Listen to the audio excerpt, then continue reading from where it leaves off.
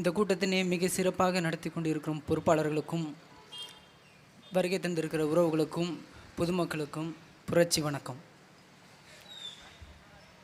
தமிழ்நாட்டில் தேர்தல் என்பது கூட்டம் கூட்டமாக மக்கள் 500 ரூபாய் 1000 ரூபாய் பணம், குவார்ட்ரு, பிரியாணி, இதுதான் தேர்தல் என்று என் மக்கள் நினைத்து கொண்டு இருக்கிறார்கள். ஒரு திருவிழா, தேர்தல்னு வந்துட்டால் போதும், ஒரு திருவிழா மாதிரி என் மக்கள் கொண்டாட ஆரம்பிச்சிடுறாங்க. ஆனால் தேர்தல் என்பது என்ன? நம்மை ஆளக்கூடிய தலைவர்களே தேர்ந்தெடுக்கக்கூடிய ஒரு செயல்முறை தான் தேர்தல். ஆனால் தமிழ்நாட்டில் இருக்கக்கூடிய நம்ம அந்த தேர்தலை சரியாக நம்ம பயன்படுத்துகிறோமா, நம்மளுடைய வாக்குரிமையை சரியாக பயன்படுத்துகிறோமா என்று கேட்டால் இல்லை. மாறாக மக்கள் தான் இப்படி இருக்காங்க, விழிப்புணர்வற்று இருக்காங்க, ஆளக்கூடிய ஆட்சியாளர்கள் அரசியல்வாதிகள் என்ன செய்கிறாங்க அப்படின்னு பார்த்தோன்னா, ஏதோ கட்சி எத்தனையோ இந்தியாவிலேயே உலகத்திலேயே அதிகமாக அரசியல் கட்சிகள் அரசியல் இயக்கங்கள் இருக்கக்கூடிய நாடு எது தெரியுமா? நம்ம இந்தியா தான். அதே போல் இந்தியாவில் அதிகமாக அரசியல் இயக்கங்கள் கட்சிகள் இருக்கக்கூடிய மாநிலம் நம்ம தமிழ்நாடு. இந்த தமிழ்நாட்டில் எண்ணற்ற அரசியல் கட்சிகள் இருக்குது.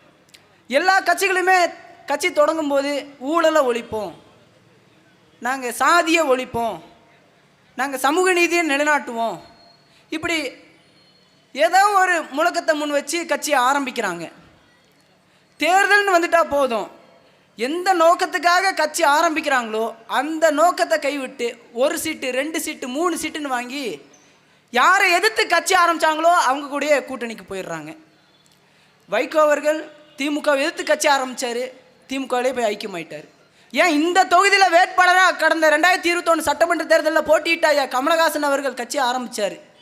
ஊழலை ஒழிப்போம், இதுதான் அவருடைய முக்கிய கொள்கையாக இருந்துச்சு.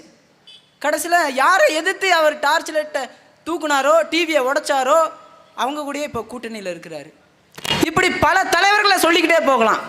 தேர்தல்னு வந்துட்டால் தன்னுடைய நிலைப்பாடெல்லாம் விட்டுட்டு, தன்னுடைய கொள்கை கோட்பாடெல்லாம் விட்டுட்டு எந்த கட்சியை எதிர்த்தாங்களோ அந்த கட்சி கூட போய் கூட்டணி வச்சிடுறாங்க. சில பேர் நம்மக்கிட்ட கேட்பாங்க, நீங்களும் 15 வருஷமாக நீங்கள் கட்சி நடத்துகிறீங்க, நீங்கள் இன்னும் ஒரு வார்டு கவுன்சிலர் கூட ஆக மாட்டீங்களே, சட்டமன்ற உறுப்பினர் கூட ஆக மாட்டீங்களே, நீங்களும் திமுக அதிமுக இந்த கட்சிகளுடன் கூட்டணி வச்சு அதில் ஏதாவது ஒரு 10 சீட்டு 15 சீட்டு நீங்கள் சட்டமன்ற உறுப்பினராகி சட்டமன்றத்துக்குள்ளே போனால் தானே கட்சியை காப்பாற்ற முடியும், கட்சியை நடத்த முடியும். மக்கள் பேசுகிறாங்க, கேட்குறாங்க.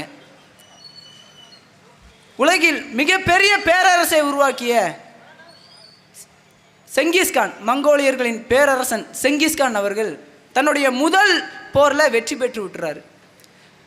எல்லாருமே கொண்டாடுறாங்க, முதல் போர்லேயே நம்ம ஜெயிச்சிட்டோம் அப்படின்னு கொண்டாடுறாங்க. அப்போது செங்கிஸ்கான் பெரிய அளவில் கொண்டாடலை, அவர் அமைதியாக இருக்கிறார்.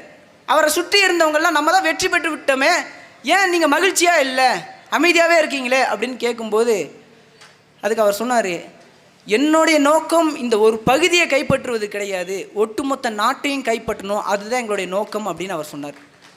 அதுபோல் நாங்கள் இந்த 1 சீட்டு 2 சீட்டு 3 சீட்டு இதுவல்ல எங்களுடைய நோக்கம், ஒட்டுமொத்த தமிழ்நாட்டையும் கைப்பற்றுவது தான் நாம் தமிழர் கட்சி நோக்கம்.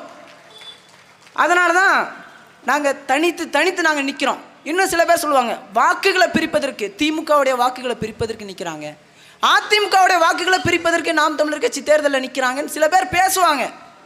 நாங்கள் வாக்குகளை பிரிப்பதற்காக நாங்கள் தேர்தலில் நிற்கலை, சாதியாகவும் மதமாகவும் பிரிந்து நிற்கக்கூடிய தமிழர்களை ஓரணியில் திரட்டுவதற்காக நாங்கள் தேர்தலில் தனித்து நாங்கள் நிற்கிறோம், தனித்து நிற்கிறோம். நீ வந்தால் என்ன செஞ்சிருவேன், இந்த தொகுதியில் நான் சட்டமன்ற வேட்பாளராக நான் போட்டிடுறேன், நீ இந்த தொகுதியில் வெற்றி பெற்று வந்தானா நீ என்ன செஞ்சிருவேன்? சில பேர் கேட்கலாம், சந்தேகங்கள் இல்லைலாம். ஒரு மாற்று அரசியலுக்கு வழிவகை செய்யுங்க, நம்ம மக்கள்கிட்ட நாங்கள் நிற்கிறோம். என்ன மாற்று? இந்த பகுதியில் தான் நீங்களாம் இருக்கிறீங்க, இந்த இடத்துல ஒரு கட்சி கூட்டம் போட்டுச்சுன்னா உங்கள் மனச்சான்ற தொட்டு சொல்லுங்கள், இந்த சாலையே முடக்கிடுவாங்க, சாலையே அடைச்சிடுவாங்க, அங்கேருந்து வண்டி வராது, இங்கேருந்து வண்டி போகாது. ஆனால் நாம் தமிழர் கட்சி பிள்ளைகள் பொதுமக்களுக்கு எந்த ஒரு இடையூறும் இல்லாமல் ஒரு பக்கம் மக்கள் போயிட்டு இருக்காங்க, இன்னொரு பக்கம் மக்கள் உட்காந்து கருத்துக்களை கேட்டுக்கிருக்கிறாங்க. இதுதான் நாம் தமிழர் கட்சி அப்படின்னு நான் சொல்லலை, ஒரு ஓரத்தில் நின்று ஒருத்தர் பேசிக்கிருக்கிறார், அதை கேட்டு இந்த கருத்தை நான் பதிவு பண்ணுறேன். வந்தால் என்ன செய்வீங்க? இந்த கோவை தெற்கு தொகுதி சுகாதாரமான தொகுதியாக நான் மாற்றுவேன். எப்படி உங்களுக்கு தெரியுமா? தமிழ்நாட்டிலேயே அதிகமாக டெங்குவால் பாதிக்கப்படக்கூடிய மாவட்டம் எது தெரியுமா? நம்ம கோயம்புத்தூர் தான். கோயம்புத்தூர் தான் டெங்குவால் அதிகமாக பாதிக்கப்பட்ட மக்கள் இந்த கோயம்புத்தூரில் தான் இருக்கிறாங்க. அதிகமாக டெங்கு நோய் பரவக்கூடிய மாவட்டமாக இந்த கோயம்புத்தூர் இருக்குது. அதுக்கு காரணம் என்ன? எங்கே பார்த்தாலும் குப்பைகளாக இருக்குது, குப்பை மேடுகளாக இருக்குது. தமிழ்நாடுன்னு பேர் வச்சதுக்கு பதிலாக குப்பை மேடுன்னு வச்சுருந்துருக்கலாம் போல். அந்த மாதிரி தான் இன்றைக்கு நிலவரம் இருக்குது. எங்கே பார்த்தாலும் குப்பைகள். இதன் மூலமாக கொசு உற்பத்தி ஆகுது, டெங்கு வருது, கட்டுப்படுத்த முடியல. இப்படி பல சிக்கல்கள் இருக்குது. அப்போது இங்கே சட்டமன்ற உறுப்பினராக இருக்கக்கூடிய வானதி சீனிவாசன் அவர்கள் நினைத்திருந்தா இது சரி செய்ய முடியாதா? ஒரு சட்டமன்ற உறுப்பினருக்கு அந்த அதிகாரம் இல்லையா? இருக்குது, ஆனாலும் கண்டுக்கிறது கிடையாது. ஏன்? அவங்க பிற மாநிலங்களுக்கு தேர்தல் பரப்புரைக்கு போகிறதுக்கே நேரம் சரியாக இருக்குது. உள்ளூர் தொகுதியை கவனிக்கிறாங்களோ இல்லையோ, ஒட்டுமொத்த இந்தியாவையும் கவனிக்கிறேன்னு சொல்லி திடீர்னு நாளைக்கு டெல்லியில் இருப்பாங்க, அடுத்த நாள் மகாராஷ்டிராவில் இருப்பாங்க. ஒவ்வொரு நாளைக்கு ஒவ்வொரு மாநிலமாக போய்க்கிருக்கிறாங்க சொந்த தொகுதியை தவிர்த்து. அப்போது கொஞ்சம் சிந்திச்சு பாருங்க. லீ குவான் யூ அப்படின்ற ஒரு தலைவர் வர்றதுக்கு முன்னாடி சிங்கப்பூரில் எங்கே பார்த்தாலும் குப்பைகளாக இருக்கும், எங்கே பார்த்தாலும் சாக்கடையாக இருக்கும், பன்றி தொழுவுமா இருந்த நாடு. மலேசியா சிங்கப்பூரை சேர்த்துக்கவே இல்லை. எங்களுக்குன்னு இராணுவம் இல்லை, எங்களுக்குன்னு எந்த தொழில் வளமும் இல்லை, தயவுசெய்து எங்களை சேர்த்துக்குங்க அப்படின்னு சிங்கப்பூர் மலேசியாட்ட போய் பிச்சை கேட்டுச்சு, எங்களை எப்படியாவது சேர்த்துக்குங்க அப்படின்னு. ஆனால் மலேசியா உங்ககிட்ட சுத்தமும் இல்லை, சுகாதாரமும் இல்லை, எதுவுமே இல்லை, உன்னை ஏன் நான் சேர்த்துக்கணும் அப்படின்னு சிங்கப்பூரை எட்டி உதச்சிருச்சு. லீ குவான் யூன்ற ஒரு தலைவர் வந்தார். வந்த உடனே அவர் உளமாற மக்களுக்காக உழைத்தார். இன்றைக்கி உலகமே இன்றைக்கி வியந்து பார்க்குற அளவுக்கு சிங்கப்பூரை கொண்டு வந்து நிறுத்தியிருக்கிறார். அதுபோல் நாங்கள் செய்வோம், உளமாற நாங்கள் செய்வோம். மதுவில்லா தொகுதியாக இந்த கோவை தெற்கு தொகுதியை நான் மாற்றி காட்டுவேன். மதுவில்லா தொகுதியா? இன்றைக்கி ஒரு சின்ன பையன் சாலையில் நடந்து போகிறான். அந்த பையன்கிட்ட நீங்கள் கேட்டு பாருங்கள், இங்கே நூலகம் எங்கே இருக்குது, லைப்ரரி எங்கே இருக்குது, நீங்கள் சும்மா கேட்டு பாருங்கள். தெரியாது. ஆனால் நீங்கள் கேளுங்க, இங்கே எங்கே மதுபான கூடம் எங்கே இருக்குது, எங்கே டாஸ்மாக் கடை இருக்குது, நீங்கள் கேளுங்க, அவன் சரியாக வழியை சொல்லுவான். ஏன்? இன்றைக்கி ஒவ்வொரு பகுதிக்கும் டாஸ்மாக் கடையை திறந்து வச்சு இன்றைக்கி சின்ன சின்ன பசங்களுடைய வாழ்க்கையை இந்த ஆட்சியாளர்கள் இன்றைக்கி சீரழிச்சுக்கிட்டு இருக்கிறாங்க. உங்கள் மனச்சான்ற தொட்டு சொல்லுங்கள், இங்கே இருக்கக்கூடிய ஒரு சட்டமன்ற உறுப்பினருக்கு தெரியாமல் கஞ்சா வித்துற முடியுமா? ஒரு நாடாளுமன்ற உறுப்பினருக்கு தெரியாமல், ஒரு வார்டு கவுன்சிலருக்கு தெரியாமல், இங்கே இருக்கக்கூடிய காவலர்களுக்கு தெரியாமல் இங்கே கஞ்சா வித்துற முடியுமா? நேற்றைய தினம் ஒரு செய்தி பார்த்தேன். ஊட்டியில் ஒரு காவலர் கஞ்சா விற்று கைது செய்யப்பட்டார் அப்படின்னு செய்தி பார்த்தேன். செய்தி வந்தது. அப்போ இங்கே நான் வந்தேன்னா போதை இல்லா தொகுதியாக இந்த தெற்கு தொகுதியை நான் மாற்றி காட்டுவேன். மாறாக போதை மறுவாழ்வு மையத்தை நான் அமைப்பேன். ஒவ்வொரு பகுதியிலும் போதை மறுவாழ்வு மையத்தை அமைப்பேன். நாங்கள் ஒரு மாதத்துக்கு முன்னாடி கோவை மாவட்ட ஆட்சியரை சந்தித்து மனு கொடுக்குறோம். எங்கள் பகுதியில் டாஸ்மாக் கடை மூடிட்டு போதை மறுவாழ்வு மையத்தை திறங்க அப்படின்னு சொல்லி ஒரு மனு கொடுக்கும்போது அதை வாங்கி படித்த மாவட்ட ஆட்சியர் கலெக்டர் என்னதமா சொன்னார்? அதுக்கு தான் ஒருங்கிணைந்த மாவட்டத்துக்குன்னு அரசு மருத்துவமனையில் போதை மறுவாழ்வு மையம்னு ஒன்று இருக்குல்ல, அப்புறம் எதுக்கு இன்னொன்று அப்படின்னு ஒரு மாவட்ட ஆட்சியர் சொல்கிறார். சரி, போதை மறுவாழ்வு மையம் ஒருங்கிணைந்த மாவட்டத்துக்குன்னு ஒன்று இருக்குது, மதுபான கூடங்கள் அதே மாதிரி ஒருங்கிணைந்த மாவட்டத்துக்கு ஒன்று தான் இருக்கா? இல்லை. அது வீதி தோறும் திறந்து வைப்பாங்க. வீதி தோறும் இன்றைக்கி வீட்டுக்கு ஒரு குடிகாரன் இருக்கான். அன்னைக்கெல்லாம் அந்த காலத்துலலாம் யாராவது ஒருத்தன் குடிச்சிட்டு வந்தானா இந்த யார் கண்ணிலையும் பற்றக்கூடாதுன்னு ஒளிஞ்சு போய் வீட்டுக்குள்ளே படுத்துக்கிடுவான். ஆனால் இன்றைக்கி வெளிப்படையாக இன்றைக்கி குடிச்சிட்டு இருக்காங்க. சின்ன பசங்க குடிச்சிட்டு ரீல்ஸ் போடுறாங்க இன்ஸ்டாகிராமில். இன்றைக்கி அந்த மாதிரியான நிலைமை இன்றைக்கி தமிழ்நாட்டில் இருக்குது. இந்த நிலைமையை மாற்றணும். இந்த ஆட்சியாளர்கள் மாற்றுவாங்களா? ஒருபோதும் மாற்ற மாட்டாங்க. இப்போ போதை இல்லா தெற்கு தொகுதியை நீ உருவாக்குவேன்னு சொல்கிறல்ல, ஒரு சட்டமன்ற உறுப்பினர் நீ, உனக்கு இந்த அதிகாரம் இருக்கா? எல்லா கடையும் உன்னால் மூடிட முடியுமா அப்படின்னு நீங்கள் கேட்கலாம்.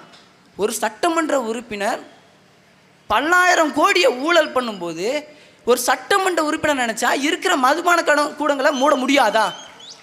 மனச்சான்றோடு பேசுங்க. மூடலாம், ஆனால் மூடுனா இவங்களுக்கு கமிஷன் வராது. அதனால் என்ன பண்ணுவாங்க? கண்டுங்க காணாமல் போவாங்க. ஒரு பகுதியில் மக்கள் போராடுறாங்கன்னா, இந்த மதுபான கடையை அகற்றணும்னு சொல்லி மக்கள் போராடினாங்கன்னா அந்த பகுதியில் கடையை மூடிடுவாங்க. அடுத்து 2 தெரு தள்ளி கடையை திறந்துடுவாங்க. இவங்களுடைய லட்சணம் இதுதான். அப்போது இளைஞர்களுக்கு நான் வந்தேன்னா ஒரு செய்தி, நான் சரியாக ஒரு மாதத்துக்கு முன்னாடி பத்திரிகையில் படிக்கிறேங்க. தமிழ்நாட்டுக்கு வரக்கூடிய வட மாநிலத்தவர்கள் அவங்களுடைய பெற்றோர்கள் பயப்படுறாங்களாமா. தமிழ்நாட்டுக்கு போய் நீ குடிகாரனா மாறிடுவ அப்படின்னு பயப்படுறாங்களாமா, பத்திரிகையில் போடுறாங்க. அந்த அளவுக்கு இந்தியாவுடைய அதிகமாக மதுக்கடைகள் இருக்கக்கூடிய மாநிலம் எது தெரியுமா? இந்த தமிழ்நாடு தான். இந்தியாவுடைய அதிக இளம் விதவைகள் இருக்கக்கூடிய மாநிலம் எது தெரியுமா? இந்த தமிழ்நாடு தான். ஆனால் வெக்கம் இல்லாமல் பேசுவாங்க. மற்ற மாநிலங்களை பாருங்கள், தமிழ்நாடு வளருதுன்னு பேசுவாங்க. இங்கேயும் தான் வளருது. அதிகமாக மதுபான கடைகள் இருக்கக்கூடிய மாநிலம் தமிழ்நாடு, அதிகமாக இளம் விதவைகள் இருக்கக்கூடிய மாநிலம் தமிழ்நாடு. இதுவும் வளர்ச்சி தான். இதை பற்றி ஆட்சியாளர்கள் பேச மாட்டாங்க. நான் வந்தேன்னா ஒவ்வொரு பகுதிக்கும் நூலகத்தை அமைஞ்சு கொடுப்பேன். ஒவ்வொரு பகுதிக்கும் அறிவார்ந்த சமூகமாக இங்கே இருக்கக்கூடிய இளைஞர்கள் மாறணும். ஒரு 20 வருஷத்துக்கு முன்னாடி இந்த புளியகுளம், ராமநாதபுரம் இந்த பகுதியிலலாம் கோதா பயிற்சி மையங்கள் இருந்தது. எல்லாம் பயிற்சி கொடுத்துக்கிருந்தாங்க. சின்ன பசங்க சிலம்பாட்டம், மல்யுத்தம்னு எல்லாம் கற்றுக்கிருந்தாங்க. பயிற்சி கூடங்கள் அங்கங்கே இருந்தது ஒரு 20 வருஷத்துக்கு முன்னாடி, 25 வருஷத்துக்கு முன்னாடி. ஆனால் இன்றைக்கி இல்லை, சுத்தமாக இல்லை. ஏன்? இன்றைக்கி போதைக்கு அடிமையாயிட்டாங்க. யாரும் வரதில்லை. அப்போது நான் வந்தேன்னா இந்த கோதா பயிற்சி மையங்கள் அங்கங்கே நான் அமைப்பேன். இளைஞர்கள் ஆரோக்கியமாக இருக்கணும். பெண்களுக்கு சுயதொழில் பயிற்சி கொடுத்து அவங்கள ஒரு வணிகர்களாக, ஒரு முதலாளிகளாக மாற்றுவேன்.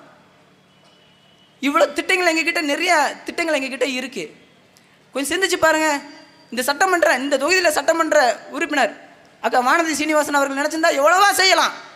ஆனால் பேருக்கு என்ன, கடமைக்கு 2 திட்டத்தை வைக்கிறது, அங்கே இங்கேன்னு போகிறது. ஒரு சட்டமன்ற உறுப்பினருடைய சம்பளம் எவ்வளோ தெரியுமா? 1,05,000 ரூபாய்.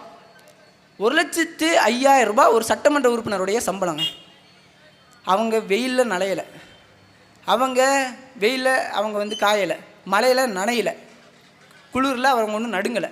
அவங்களுடைய வேலை என்னன்னா, சட்டமன்றத்தில் இந்த தொகுதியோடைய நிலவரங்களை எடுத்து பேசி இந்த தொகுதியுடைய வளர்ச்சி திட்டங்களை கொண்டு வர்றதுக்கு தான் சட்டமன்ற உறுப்பினர்கள் இருக்காங்க. 1,05,000 ரூபாய், வாகனத்துக்கு 25,000 ரூபாய், அலைபேசி கட்டணம் ஒரு மாதத்துக்கு 15,000 ரூபாங்க. நான் வந்தால் என்ன செய்வேன்? 1,05,000 ரூபானா வேணாங்க. மக்களுக்கு சேவை செய்ய வர்றவனுக்கு எதுக்குங்க சம்பளம்? அதுவும் 1,05,000 ரூபாய். எனக்கு ஒரு 30,000 ரூபா கொடுங்க போதுங்க. 30,000 ரூபா என்னோட குடும்பத்துக்கு. 1 ரூபா ஊழல் லஞ்சம் வாங்கினா அப்படின்னா அடுத்த நொடியை நான் கையெழுத்து போட்டு நான் ராஜினாமா பண்ணிடுறேன். இதை சொல்லுவாங்களா? இங்கே வருவாங்க, வாக்குகளை கேட்டு வருவாங்க, மற்ற சட்டமன்ற வேட்பாளர்கள் வருவாங்க, நிற்க வச்சு கேள்வி கேளுங்க. கடந்த 5 வருடமாக நீங்கள் எங்கே போயிருந்தீங்கன்னு கொஞ்சம் கேள்வி கேளுங்க. அதே கேள்வி என்கிட்ட கேளுங்க, நான் சொல்லுவேன். ஏதோ ஒரு பகுதியில் இந்த மக்களுக்காக கொடியை பிடிச்சிட்டு போராடி வழக்கு வாங்கி நிறுந்தேன்னு நான் சொல்லுவேன். இங்கே இருக்கக்கூடிய அக்கா வானதி சீனிவாசன் அவர்கள் சொல்லுவாங்களா? சொல்ல மாட்டாங்க. ஏன்? டெல்லியில் பரப்புரை நடக்குது, டெல்லியில் தேர்தல் நடக்குது, இங்கேருந்து 10 பேர்த்த கூட்டிகிட்டு போகிறது. குஜராத்தில் தேர்தல் நடக்குது, இங்கேருந்து 10 பேர்த்த கூட்டிகிட்டு போகிறது. இதுதான் அவங்களுடைய வேலையாக வச்சுருக்கிறாங்க. கேட்டால் தேசிய மகளிர் அணி தலைவி பொறுப்பு, அதனால் அவங்க வேலை செய்கிறாங்களாமா. கட்சி பொறுப்புக்கு வேலை செய்கிறீங்க, மக்கள் கொடுத்த பொறுப்புக்கு என்னத்தை நீங்கள் வேலை செஞ்சீங்க? என்ன செஞ்சீங்க? ஒன்றும் செய்யலை. அப்போது பாஜகவுக்கு வாய்ப்பு கொடுத்துட்டீங்க, அதிமுகவுக்கு வாய்ப்பு கொடுத்துட்டீங்க, திமுகவுக்கு கொடுத்தீங்க, நாட்டையே கொடுத்துட்டோம், ஒன்றும் நடக்கலை. ஒரு முறை மாற்றுன்னு வரக்கூடிய எங்களுக்கு ஒரு வாய்ப்பு கொடுங்க. அவ்வளவு திட்டங்களை நாங்கள் வச்சு நிற்கணும். நாங்கள் வந்தால் என்னென்ன செய்வோம் அப்படின்னு பல திட்டங்கள் இருக்குது. அதுக்கு அதிகாரம் எங்களுக்கு தேவைப்படுது. அந்த அதிகாரத்தை நீங்கள் கொடுங்க. தேர்தல் நேரத்தில் 500 ரூபாய் 1000 ரூபாய் வாங்கிக்கிட்டு மாறி 2 கட்சிகளுக்கு ஓட்டு போட்டு, இந்த கட்சி வந்துடக்கூடாது அதனால் இதுக்கு ஓட்டு போடுறோம், இந்த கட்சி வந்துடக்கூடாது அதனால் இதுக்கு ஓட்டு போடுறோன்னு மாறி ஓட்டை போட்டு, அதுலேயும் நாம் தமிழர் கட்சிக்கு ஓட்டு போட்டால் எங்களுடைய ஓட்டு வீணாக போயிடும் அப்படின்னு சில பேர் சொல்லுவாங்க. இவ்வளோ காலம் நீங்கள் போட்ட ஒவ்வொரு ஓட்டுமே வீணாக தான் போயிருக்கு. இந்த ஒரு முறை மாற்று அரசுன்னு வரக்கூடிய எங்களுக்கு ஒரு வாய்ப்பு கொடுங்க. எத்தனையோ பிரச்சனைகளில் நாங்கள் இந்த மக்களோடு நாங்கள் நின்றுருக்கோம். எவ்வளவோ சிக்கல்கள், எவ்வளவோ வழக்குகள், எதையும் தாங்கி கொண்டு நாங்கள் இந்த களத்தில் தொடர்ச்சியாக நாங்கள் நிற்கிறோம். 150 இளைஞர்களுக்கு இந்த தேர்தலில் அண்ணன் சீமான் அவர்கள் வாய்ப்பு கொடுத்துருக்கிறார். இளைஞர்கள் அரசியலுக்கு வரணும்னு பேசுவாங்க, இளைஞர்கள் தான் நாளை இந்தியான்னு பேசுவாங்க. கொஞ்சம் சிந்திச்சு பாருங்க, அவங்களுக்கு கொடுத்த அங்கீகாரம் என்ன, பிரதிநிதித்துவம் என்ன? ஒன்றும் இல்லை. நாம் தமிழர் கட்சியில் 150 இளைஞர்களுக்கு அண்ணன் சீமான் அவர்கள் வாய்ப்பு கொடுக்குறாரு. ஒரு படத்தில் ஒரு 25 வயது ஒரு இளைஞன் வந்து திரைப்படத்தில் வந்து அடித்து பிடிச்சி இந்த சமூகத்தில் ஏதாவது ஒரு மாற்றம் கொண்டு வரணும் அப்படின்னு நினச்சி அவன் வந்து நடித்தானா, இப்படிப்பட்ட ஒருத்தன் நமக்கு கிடச்சிட மாட்டானா அப்படின்னு நம்ம நினைக்கிறோம்ல. அதே களத்தில் வந்து நம்ம நின்று நம்ம வேலை செய்யும்போது அப்படி நினைக்கிறது கிடையாது. இவனுக்கு ஓட்டு போட்டால் ஓட்டு வீணாயிரும், அவனுக்கு ஓட்டு போட்டால் ஓட்டு வீணாயிரும். இவ்வளோ நாள் நீங்கள் போட்ட ஒவ்வொரு ஓட்டும் வீணாக தான் போயிருக்கு. அதனால் மனிதனுக்கு இருப்பிடம் அவசியம், அதே போல் உடுத்த உடைகள் அவசியம், உண்ண உணவு அவசியம். இந்த 3க்கும் அடிப்படை காரணமாக இருக்கக்கூடியது விவசாயம். இந்த விவசாயமே நாங்கள் சின்னமாக வாங்கியிருக்கிறோம். விவசாயியை தயவுசெய்து வரக்கூடிய சட்டமன்ற தேர்தலில் விவசாய சின்னத்தில் வாக்களிங்க. எனக்கு நீங்கள் வாக்களிச்சிங்கன்னா உங்களுக்கு நான் உண்மையாக இருப்பேன், உயிராக இருப்பேன். நன்றி, வணக்கம். நாம் தமிழர்.